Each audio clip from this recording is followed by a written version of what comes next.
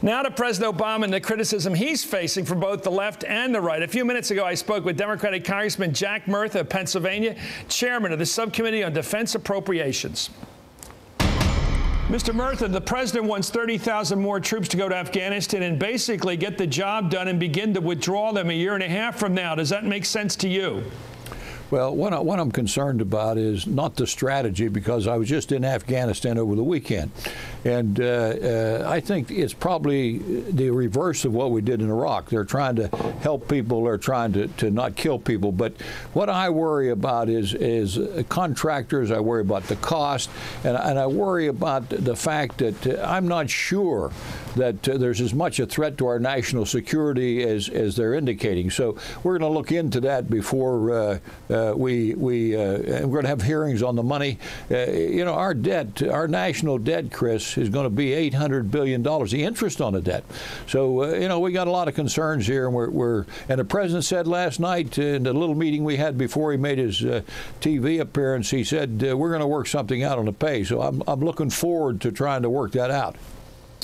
Well, Mr. Murtha, you're a combat vet from Vietnam. Do you think it makes sense to send our forces over there to defeat the Taliban in Afghanistan so that will somehow help defeat the al-Qaeda forces that are in Pakistan? It strikes me as a kind of a Rubik's Cube how this works. How does it work as you see it? Well, this is the very thing that we're worried about. The al-Qaeda is not only in Pakistan; they're all over the world, and the Taliban are actually people that are worked with the al-Qaeda. But I worry that there's not that threat to us. You know, all of us want to make sure there's no threat to the United States. All of us realize that we're in Afghanistan in the first place because of the threat to the United States. But I'm not convinced that the threat in Afghanistan is the key. And if we can't get to in Pakistan, and I hope the president's going to address this, is make sure that the Pakistanis are doing everything they can. And then you got to work with India to reduce some of the pressure on the Pakistanis. So this is a very complicated thing and very costly operation. It costs, we estimate, $400 for a gallon of fuel.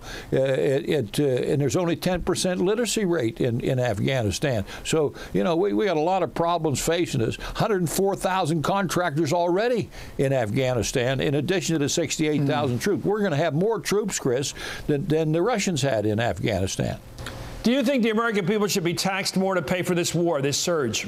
Yeah, I think we should have been paying for the war the whole time. I voted against every one of Bush's tax cuts because I felt we should have been paying for the last war. The deficit is a real concern to me. The fact we're losing our economic edge all over the world because of the money we're spending overseas when we got so many needs in this country. So we've got a ways to go yet. There's a lot of consternation on the floor. A lot of people are concerned about the direction it's going. And as I told Rahm Emanuel last night, as I left that little meeting, I said, Rahm, President did a good a job as he could do, but I'm still not convinced that we need to send these troops and that there's an achievable goal. And how do we measure that goal? Those are the things that worry me.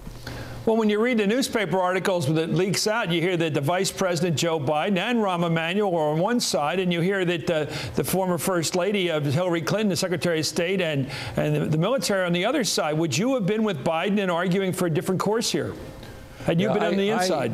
One of the things that they're doing, and talking to General McChrystal, they're putting much more emphasis on training the Afghans, and this is something that Joe Biden was interested in the first place. And they hadn't been doing that. They only had 50% of the people that they needed to train the Afghans. So I'm convinced that is a crucial part of it. The other part is just as important is how they treat the Afghans, how they treat them in order to win their respect and so forth. But I said to General McChrystal, General, there's no way you can do this. You're not going to have 3 years. You have a lot less time. And this was before the president made his decision. I said, if the president makes this decision to increase the troops, you got a lot less time. The British general understood that.